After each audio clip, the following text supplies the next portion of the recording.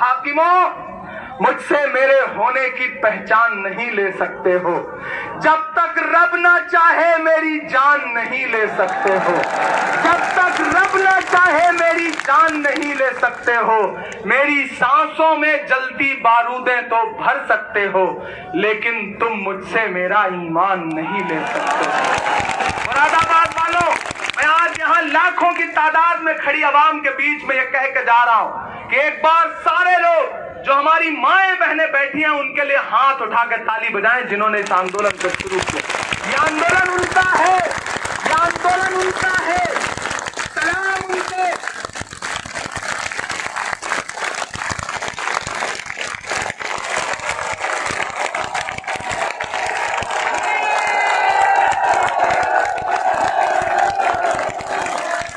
सलाम मुरादाबाद वालों। और मैं आज में मुरादाबाद में खड़ा होकर ये कह रहा हूँ कि मैं डरा नहीं, मैं झुका नहीं, कहीं छुप छुपा के खड़ा नहीं। मैं डरा नहीं, मैं झुका नहीं, कहीं छुप छुपा के खड़ा नहीं। जो खड़े हुए हैं महाज पे, मुझे उन सफों में तलाश कर। मुरादाबाद वालों, ये आज 53वां दिन है, 53वां दिन है जब किसी न किसी शहर में आपकी आवाज बन के बोल रहा हूँ। नहीं बैठा मैं अपने घर पर, नहीं सोया मैं अपने नर्म बिस्तर पर।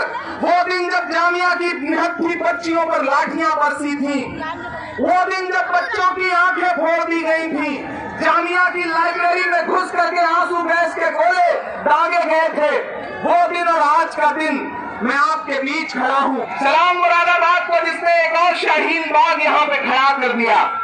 सलाम है उन साथियों को जिन्होंने हिम्मत दिखाई, जुर्रत दिखाई। मैं 4 मिसरे पहले पढ़ देता हूँ ताकि आप खामोशी के मूड में आ जाएं, फिर मैं बोलना शुरू करूँ। कि जुल्मतों पर चराग भारी है, जुल्मतों पर आपको खुद भी खामोशी अख्तियार करनी पड़ेगी थोड़ा सा। जुल्मतों पर चराग भारी है, मेरे सीने की आग भारी है। जुल्मतों पर चराग भारी है, मोदी जी आपकी हुकूमत पर एक शाहीन बाग भारी है, एक शाहीन बाग भारी है। जुल्मतों पर कभी डॉक्टर उदय प्रताप ने कहा कि न तेरा है न मेरा है ये हिंदुस्तान सबका है, न तेरा है न मेरा है ये हिंदुस्तान सबका है। नहीं समझी गई ये बात तो नुकसान सबका है। जो इसमें मिल गई नदियां वो दिखलाई नहीं देती, महासागर बनाने में मगर एहसान सबका है। मुरादाबाद वालों, लेकिन दिल्ली की गद्दी पर बैठे हुए तो लोग ऐसे निकल आए हैं जो ये कहते हैं कि नहीं, हम किसी का एहसान नहीं मानेंगे, हम ये नहीं मानेंगे कि आपके पुरखों ने इस मिट्टी के लिए अपना खून दिया है। हम तो आपसे ये कहेंगे कि लाओ कागज का टुकड़ा दिखाओ और साबित करो कि तुम हिंदुस्तानी हो, साबित करो कि तुम भारतीय हो, साबित करो कि तुम भारत के नागरिक हो। ऐसे 2 लोग निकल आए हैं, वो हमसे आपसे ये कह रहे हैं कि लाओ कागज दिखाओ। हम तो उनसे अलग ऐलान पूरे हिंदुस्तान में घूम करके ये कह रहे हैं। यही खड़ा होकर के मैंने दिल्ली पुलिस मुख्यालय के गेट पर भी नारे लगाते हुए कहा था, यही मैंने जंतर मंतर में भी कहा था, यही मैंने इंडिया गेट पर भी कहा था, यही मैंने दरभंगा में, भोपाल में, सहरसा में, यही मैंने हिंदुस्तान के हर शहर में कहा है कि फिरौन की है नमरूद की है, फिरौन की है नमरूद की है, फूलों से जंग बारूद की है। इस बार तो डरना नामुमकिन, इस बार तो बात वजूद की है। फिरौन की है नमरूद की है, फूलों से जंग बारूद की है। इस बार तो डरना नामुमकिन, इस बार तो बात वजूद की है। मिट जाएंगे, मर जाएंगे, मत समझो के डर जाएंगे। तुम आंसू गैस चलाओगे, हम चीखेंगे चिल्लाएंगे, पर कागज नहीं दिखाएंगे, पर कागज नहीं दिखाएंगे। मुरादाबाद वालों, मैं खड़ा हूं आपके बीच मुझे वो दिन याद है कि जब जामिया की बच्चियों पर लाठियां बरसी थी, जामिया के एक बच्चे की आंखें फोड़ दी गई थी, एक आंख का अंधा कर दिया गया था उसे। दुनिया में अदब के लोगों के लिए, पढ़े लिखे लोगों के लिए सबसे मुकद्दस जगह होती है लाइब्रेरी। लेकिन अमित शाह जी की दिल्ली पुलिस ने लाइब्रेरी में घुस करके बच्चों की आंखें फोड़ी, उनको आंसू गैस के गोले में नहलवा दिया। मैं तो अमित शाह साहब से कहना चाहता हूं कि अमित शाह साहब, हो सकता है हम आपके चुनावी एजेंडे में फिट ना बैठते हो, आप हमें अपना वोटर ना मानते हो, लेकिन आप हमारे देश के आदरणीय गृह मंत्री हैं। आपको ये समझना पड़ेगा कि रिश्तों की ये नाजुक डोरी तोड़ी थोड़ी जाती है। अपनी आंखें दुखती हो तो थोड़ी थोड़ी जाती है। आप बच्चों की आंखें फुड़वा देंगे, आप निहत्थी बच्चियों पे लाठियां बरसाएंगे। मुरादाबाद वालों में सलाम करता हूं, मैं सलाम करता हूं यहाँ की माँ बहनों को, जिन्होंने ईदगाह में आकर के बैठ के ये कह दिया कि हम भी खड़े हैं शाहीन बाग के साथ, हम भी खड़े हैं हिंदुस्तान के हर शहर के साथ। दरअसल ये आंदोलन हमारी माँ बहनों का है, हमारा आपका नहीं है। ये आंदोलन हमारी माँ बहनों का है। ये आंदोलन शाहीन बाग में 3 डिग्री टेम्परेचर में बैठी हुई 92 साल की अस्मा खातून का है। ये आंदोलन शाहीन बाग की उस माँ का है जो ठंड में अपने बच्चे को लेकर के आगे शाहीन बाग में बैठती थी और उसका 4 साल का बच्चा ठंड लगने की वजह से मर गया, कुर्बान हो गया, शहीद हो गया। ये आंदोलन ऐसी माओ का है। ये आंदोलन आजमगढ़ की बिलरियागंज की उन माओ का है जिनको पुलिस ने इतना मारा कि अस्पतालों में एडमिट है वो। ये आंदोलन लखनऊ की उन माओ बहनों का है जिनके कंबल लूट ले गई पुलिस, लेकिन वो डटी रही ये कहती हुई कि नहीं, हम नहीं हटेंगे, तुम्हें जो करना है कर लो। ये आंदोलन माओ का है, ये आंदोलन बहनों का है। मैं सिर्फ उन्हें सलाम करने आया हूँ। ये आंदोलन इतना बड़ा कैसे बन गया? मेरी माँ एक गांव की सीधी सादी खातून है। जिस दिन जामिया में बच्चियों पे लाठियां बरस रही थी, मेरी माँ ने मुझे फोन करके कहा कि तुम कहाँ हो? मैंने कहा अम्मी मैं एम्स जा रहा हूँ, फहद चौधरी नाम का एक बच्चा घायल है। तो मेरी माँ ने मुझसे कहा कि एम्स जाने से ज्यादा जरूरी है कि निहत्थी बच्चियों पे लाठियां बरसी हैं। अगर तुम्हारे अंदर का खून ठंडा ना हुआ हो तो जाओ उन बेटियों के साथ खड़े हो जाओ, जाओ उन भाइयों के साथ खड़े हो जाओ, इस लड़ाई को लड़ो।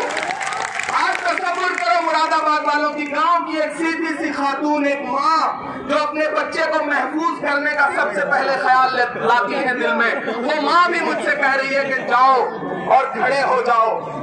मेरे भाई, ये आंदोलन इसलिए बड़ा है।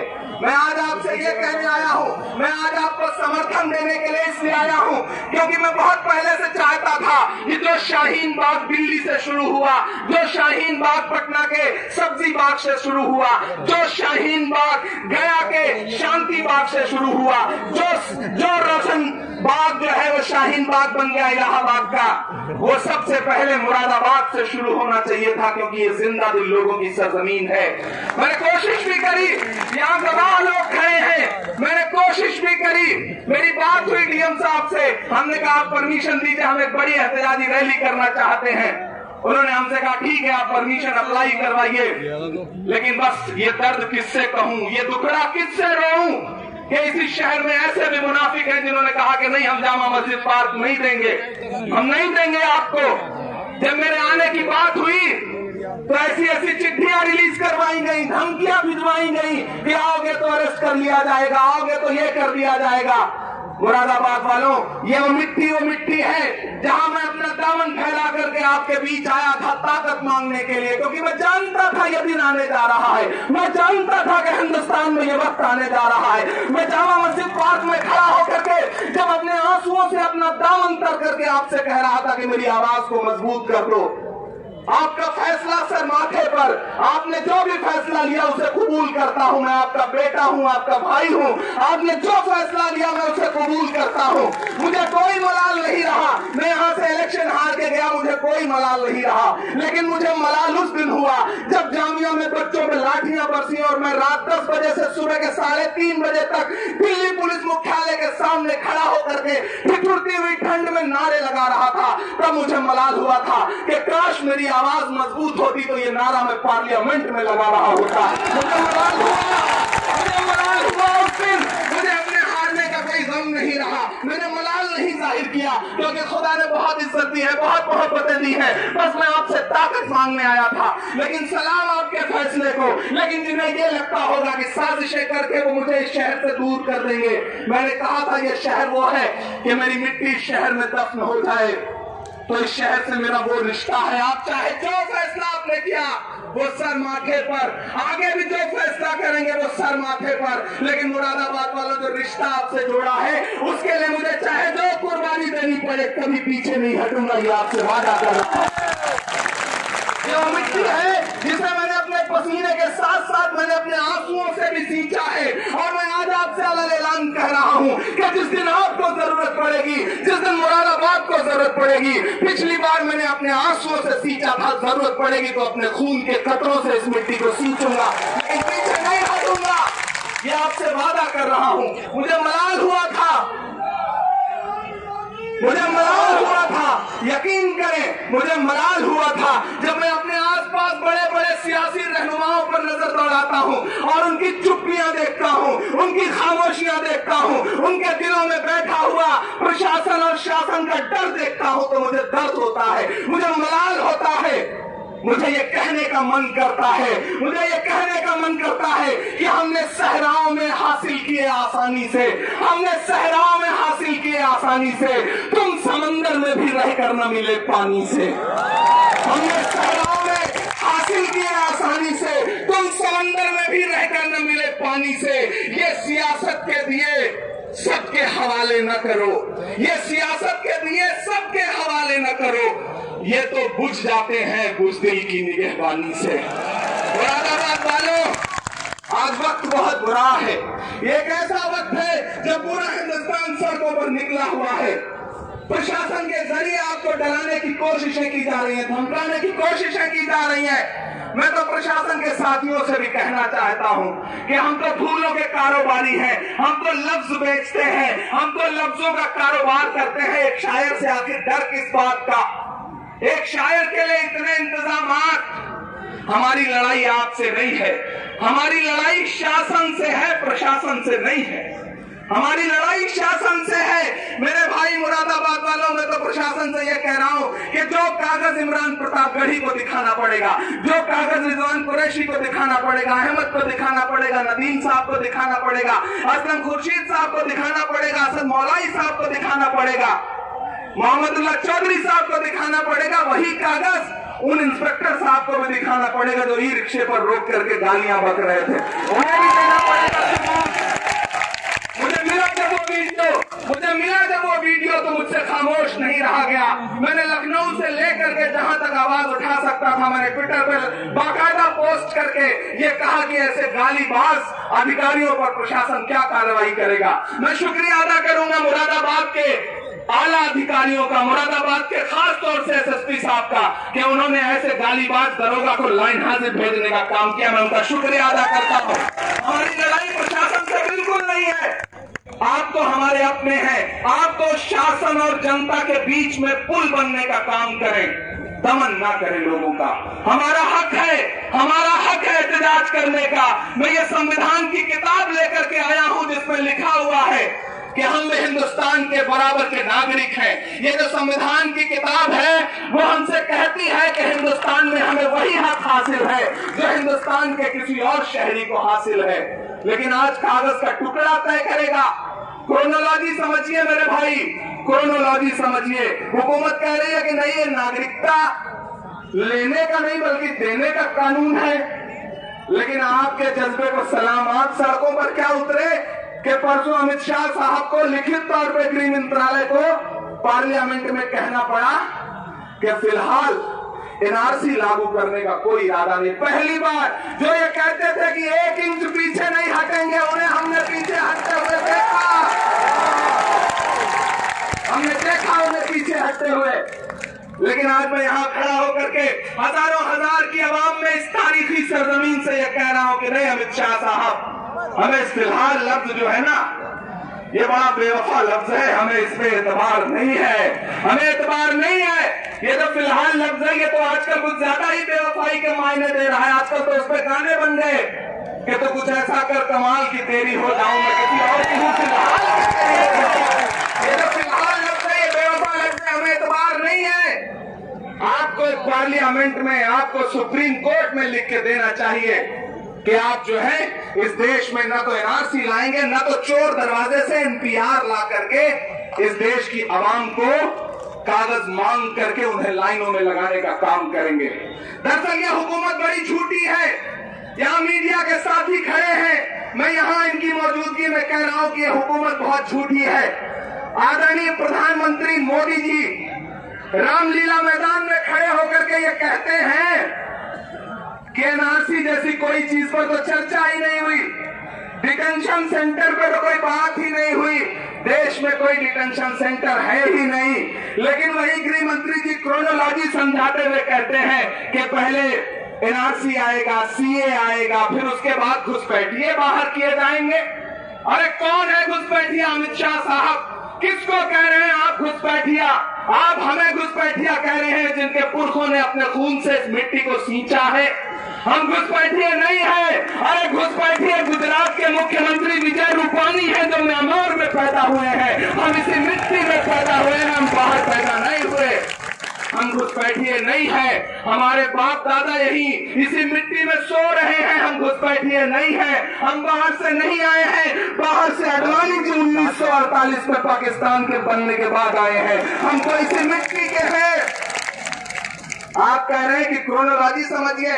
मीडिया के साथी नोट करें मेरी बात को, आप लोग भी नोट करें। दरअसल ये हुकूमत बहुत झूठी है जो ये कह रही है कि हम नागरिकता देने का कानून लाए हैं पाकिस्तान, बांग्लादेश और अफगानिस्तान के धार्मिक अल्पसंख्यकों को। दरअसल ये सरकार झूठ बोल रही है। जिस कानून का ये सरकार जिक्र कर रही है वो कानून इस देश में पहले से मौजूद है। 1955 से इस देश में वो कानून मौजूद है। मैं तो अमित शाह साहब से कहना चाहता हूं कि आप मीडिया के सामने आके झूठ बोल करके अपनी आवाम को गुमराह क्यों कर रहे हैं? आप कहते हैं कि इसके जरिए आप धार्मिक अल्पसंख्यकों को सिवाय मुसलमानों के सबको नागरिकता देंगे। तो मैं आपसे पूछना चाहता हूं कि पिछले 1 साल में जो आपने 4000 लोगों को नागरिकता दी है, 4000 विदेशियों को, उनको किस कानून के तहत दी है? और आप कहते हैं कि पाकिस्तान, बांग्लादेश, अफगानिस्तान के मुसलमानों को नागरिकता नहीं देंगे। झूठे हैं आप। आपने अदनान सामी को नागरिकता दी है जो पाकिस्तानी है और मुसलमान है। आपने सलमा आगा को नागरिकता दी है जो पाकिस्तानी है और मुसलमान है। अरे आपने सिर्फ नागरिकता नहीं दी है, अभी आपने 26 जनवरी पर अदनान सामी को नागरिकता के साथ साथ पद्मश्री भी दी है। आप झूठे हैं अमित शाह साहब। आप झूठ बोल करके गुमराह कर रहे हैं आवाम को। गुमराह मत करिए, आइए लोगों से बात करिए, ये जिद छोड़िए। आप कहते हैं दोनों हाथ बीच करके हम 1 इंच पीछे नहीं हटेंगे।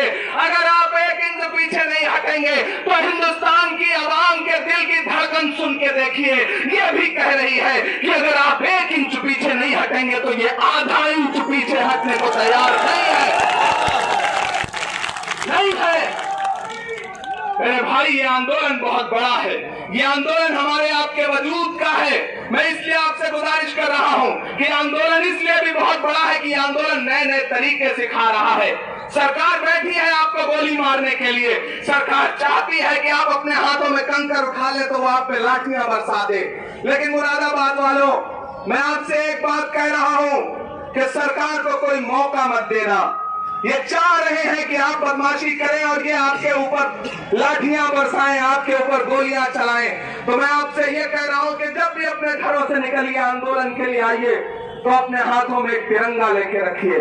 तिरंगा लेकर के आइए। मैं पूरे हिंदुस्तान में जाके ऐसे ऐसे आंदोलन के नजारे देख रहा हूं कि मेरी आंखें जो है वो चुंधिया जा रही है। मैं जंतर मंतर पे खड़ा था, 2500 लड़कियां खड़े होकर के हुकूमत के खिलाफ नारे लगा रही। पुलिस को आदेश हुआ कि इन्हें लाठी मार के भगाओ। पुलिस पहुंची उन लड़कियों के पास लाठी मारने के लिए। कमाल का मंजर था। लड़कियों ने जब देखा कि पुलिस उनके ऊपर लाठी उठा रही है तो लड़कियों ने खड़े होकर के राष्ट्रगान गाना शुरू कर दिया। मजबूर होकर के पुलिस के आला अधिकारियों को भी राष्ट्रगान उनके साथ गाना पड़ा। जो लाठी लेकर के आए थे वो राष्ट्रगान गाने लगे। हमारी दुश्मनी इनसे बिल्कुल नहीं। ये हमारे भाई हैं, ये हमारे आपके समाज से ही निकले हुए लोग हैं।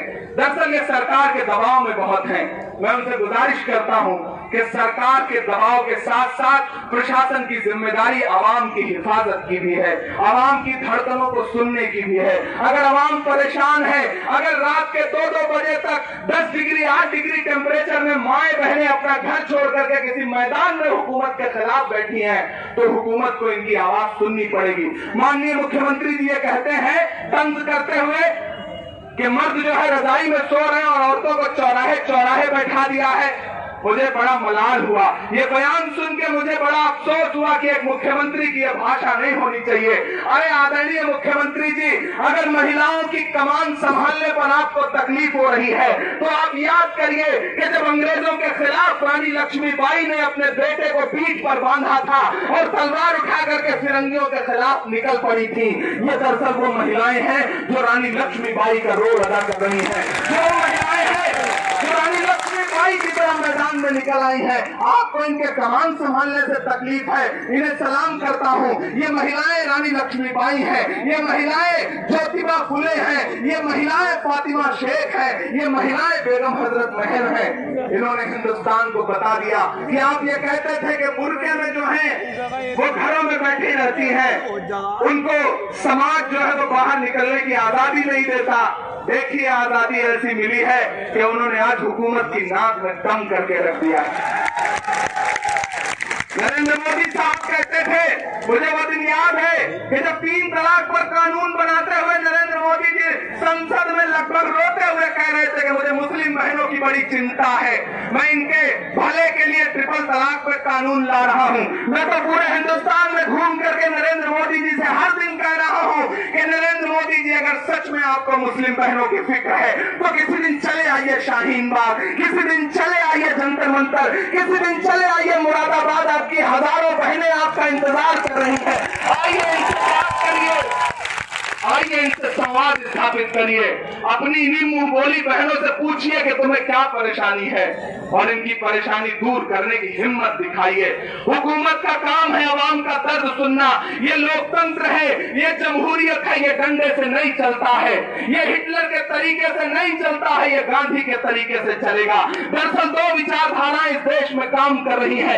एक तरफ गोडसे की विचारधारा है जिसके हाथ में पिस्टल है, और एक तरफ हम जैसे वो लोग खड़े हैं जिनके हाथों में तिरंगा है और बाबा साहब भीमराव अम्बेडकर का लिखा हुआ ये संविधान है जो हमसे कह रहा है कि अपने हक के लिए आवाज उठाओ, अपने हक के लिए बोलो। ये कानून तुम्हें इजाजत देता है।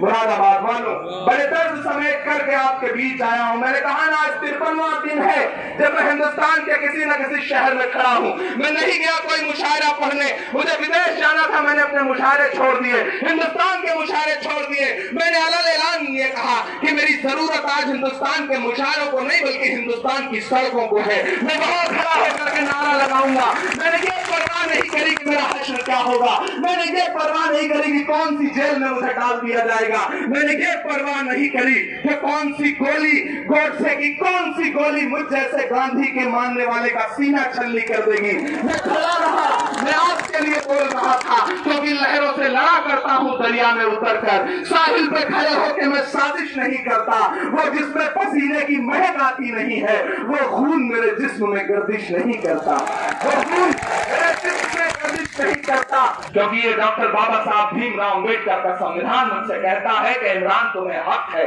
तुम्हें उतना ही हक है जितना अमित शाह जी को है, तुम्हें उतना ही हक है जितना नरेंद्र मोदी साहब को है, तुम्हें उतना ही हक है जितना आडवाणी साहब को है। अगर आज नरेंद्र मोदी जी और अमित शाह साहब कहते हैं कि आप नागरिकता साबित करो, कागज का टुकड़ा दिखाओ, तो मैं उनसे कह रहा हूं कि हम आपसे पहले ये कह रहे हैं कि आप इस्तीफा दीजिए, आप नागरिकता साबित करके देश को बता दीजिए, उसके बाद हम नागरिकता साबित करने को तैयार।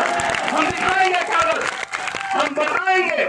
हम बताएंगे कि कागज क्या होता है। मसले नहीं मजहब दीन के, तुम तो कातिल हो भारत के आईन के, तुझसे जमहूरियत के गुनहगार को, तेरी सरकार को, तेरे सरकार को मैं नहीं मानता, मैं नहीं मानता, मैं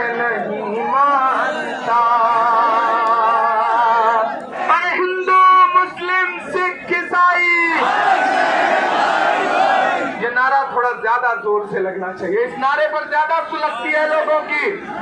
ये नारा ज्यादा जोर से लगना चाहिए। जिन्हें हिंदुस्तान देखना हो वो जाए दिल्ली की सड़कों पर देखें कि शाहीन बाग के कार्यक्रम का संचालन उपासना कर रही है। शाहीन बाग में हिफाजत जो है वो सिख भाई कर रहे हैं। माएं बहनें वहां बैठी हुई हैं। आइए मैं एक नज्म सुनाना चाहिए। ये तिरंगा मुझे लाओ बेटा, ये तिरंगा मुझे दो, मुझे ये तिरंगा चाहिए, छोटा वाला चाहिए। देखिए एक गुजारिश आपसे करूं, ये तिरंगा देखिए, इस तिरंगे की जानिब देखिए। ये जो तिरंगा है, जब कोई मुझसे पूछता है कि वतन परस्ती क्या है, मुरादाबाद वालों, जब मुझसे कोई पूछता है कि वतन परस्ती क्या है, देशभक्ति क्या है, तो मैं इसे 30 सेकंड देखता हूं और 30 सेकंड देखने पर मेरी आंखों में पानी का एक कतरा उभर आता है। दरअसल यही देशभक्ति है, यही वतन परस्ती है। एक दुआ की नज़्म आखिर में आपके बीच में सुनाता हूं। मेरी दुआ की नज़्म इसे सुनिएगा कि मेरा मस्कन मेरी जन्नत को सलामत रखना, मेरा मस्कन मेरी जन्नत को सलामत रखना, मेरे मौला मेरे भारत को सलामत रखना, मेरा मस्कन मेरी जन्नत को सलामत रखना, मेरे मौला मेरे भारत को सलामत रखना। पहला बंद पढ़ता हूं इस नज़्म का साथ कि तूने नफरत का जो बाजार सजाया हुआ है, तू ये कहता है मुसलमान पराया हुआ है, आजा दिल चीर के दिखलाऊं वतन का नक्शा, मेरा भारत मेरी सांसों में समाया हुआ है। अतर अंसारी साहब भी हैं, हाँ, उनके नाम ये मिसरे कि इस वतन से मेरी निस्बत को सलामत रखना, मेरे मौला मेरे भारत को सलामत रखना। मेरे भाई जो साथी, क्यों आप एक जगह नहीं खड़े हो सकते, क्यों इधर उधर कर रहे हैं? अरे इंकलाब, सदाएं और जोर की आनी चाहिए। अरे इंकलाब, इंकलाब, आवाज दो। मेरे मौला मेरे भारत को सलामत रखना, कि सोचता हूँ तो मेरी आंख छलक जाती है, मुल्क से रूह का रिश्ता बड़ा जज्बाती है। मेरे आका ने मदीने में कहा था ये कभी, हिंद की समत से एक ठंडी हवा आती है, ऐसी रूहानी मोहब्बत को सलामत रखना, मेरे मौला मेरे भारत को सलामत रखना, मेरा मस्कन मेरी जन्नत को सलामत रखना। अरे भाई, तो आप सारे लोग सावधान की मुद्रा में आ जाइए, मेरी बात सुनिए। 1000 लोग सावधान खड़े रहेंगे, मीडिया नहीं दिखाएगा, लेकिन अगर एक आदमी सावधान मुद्रा में नहीं रहा तो वही तस्वीर कल दिखाई जाएगी, क्योंकि मीडिया इंतजार करता रहता है। तो आपसे गुजारिश करूंगा, जब सावधान करो, रातियों सावधान, मेरे साथ जरगन मत शुरू करिए। जनगण मन अधिनायक जय हे भारत भाग्य विधाता, पंजाब सिंध गुजरात मराठा द्राविड़ उत्कल गंगा, विंध्य हिमाचल यमुना गंगा, उच्चल जलद तरंगा, तब शुभ नामे जागे, तब शुभ आशीष मांगे, गाए सब जय गाथा, जनगण मंगलदायक जय हे भारत भाग्य विधाता, जय हे जय हे जय हे